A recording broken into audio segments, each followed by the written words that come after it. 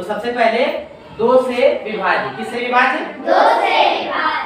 तो वो है पहला है 2 से विभाज्य। यदि किसी संख्या के अंत में 0, 2, 4, 6, 8 रहे तब वह संख्या क्या होगा? 2 से विभाजित होगा।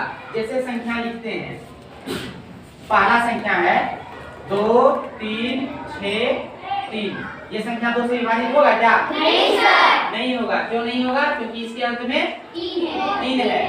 तो ये संख्या 2 से विभाजित होगा क्या? नहीं सर। नहीं होगा। इस संख्या के अंत में अगर 4 रहेगा तो ये संख्या 2 से विभाजित होगा? Yes sir. क्यों? क्योंकि इसके अंत में 4 है। फिर अगर संख्या लिखते हैं 3, 3, 7, ये संख्या 2 से विभाजित होगा क्या? नहीं होगा। क्यों नहीं होगा? क्योंकि इसके अंत में 7 है। अगर इसके अंत में 8 रहेगा तो ये संख्या 2 से विभाजित होगा? Yes sir. होगा ना 2 से विभाजित? Yes sir. अगर फिर एक संख्या लिखते हैं 1, 1, 3, 4, ये संख्या 2 से विभाजित होगा क्या? Yes sir. क्यों होगा? क्योंकि इसके अंत में 4 है। 4 है। अब दूसरा लिखते हैं 3 से विभाजित, किससे विभाजित? 3 से विभाजित। अब कोई संख्या 3 से विभाजित कब होता है? यदि, देखो लिखते हैं, यदि सभी संख्या का योग, यदि सभी संख्याओं का योग किससे विभाजित हो? 3 से विभाजित हो। किससे विभाजित हो?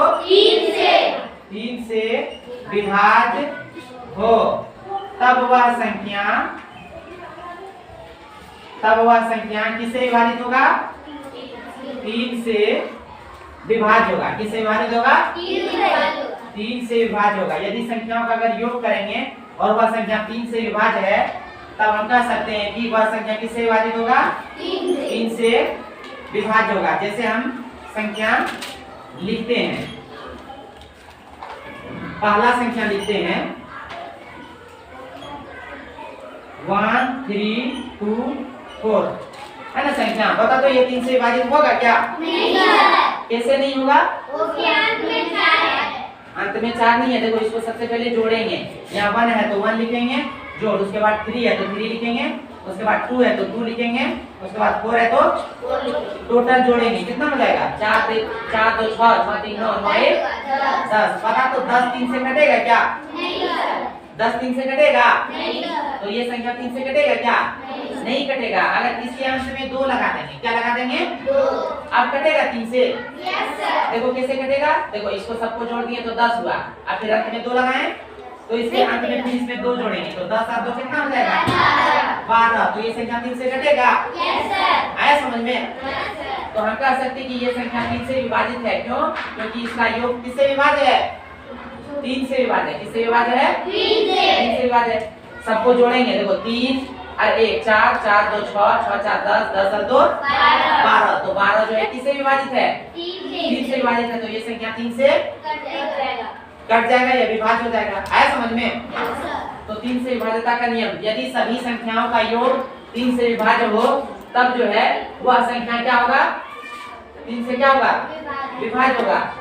उसके बाद दूसरा संख्या लिखते हैं 4, 3, 2, 1, 6। देखो तो ये संख्या 3 से विभाज्य होगा क्या? इसको जोड़ो। 6 3 कितना? 9, 9 और 2 11 और 1 12 6 18 3 से विभाज्य है। तो ये संख्या 3 से विभाज्य होगा। Yes sir. चलो इसको लिख के समझते हैं। देखो तो 6 जोड़ 3 जोड़ 2 जोड़ 1 जोड़ 6, 6 1 7, 7 2 9, 9 3 12, 12 6 18, 18 3 से कट रहा है ना? क्या बार में? 6 बार में। क्या बार में? 6 बार में। यानी कि 18 3 से विभाज्य है तब ये भी संख्या क्या होगा? 3 से। अब इसमें हम 3 से भागा देके देखते हैं। देखो तो 3 से भागा देंगे 6, 3, 2, 1, 6। देखो भागा देंगे ना? अब 3 से 2 बार में कटेगा? यहाँ हो जाएगा 0। अब यहाँ 3 बचा तो 3 उतारेंगे। 3 का 3 कितना बचेगा यहाँ? 0। अब 2 उतारेंगे। 3 2 से 3 जो है 2 जो है 3 से कटेगा क्या?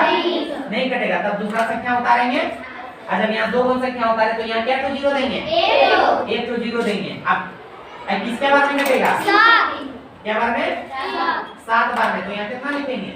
7 और यहाँ 7 21। ये 0 होगा। अब यहाँ बचा कितना? 6 क्या बार में कटेगा? 2 बार में। 6 क्या बार में कटेगा?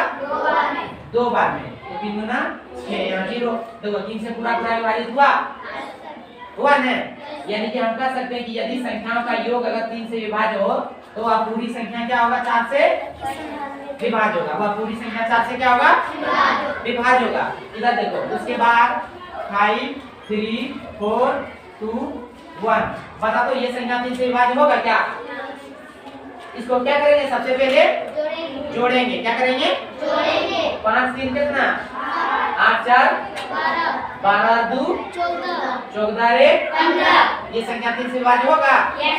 क्यों होगा? क्योंकि ये 3 से, इसका योग 3 से विभाजित है। इसका योग 3 से, तो हम कह सकते हैं कि यह संख्या क्या होगा? 3 से विभाज्य होगा।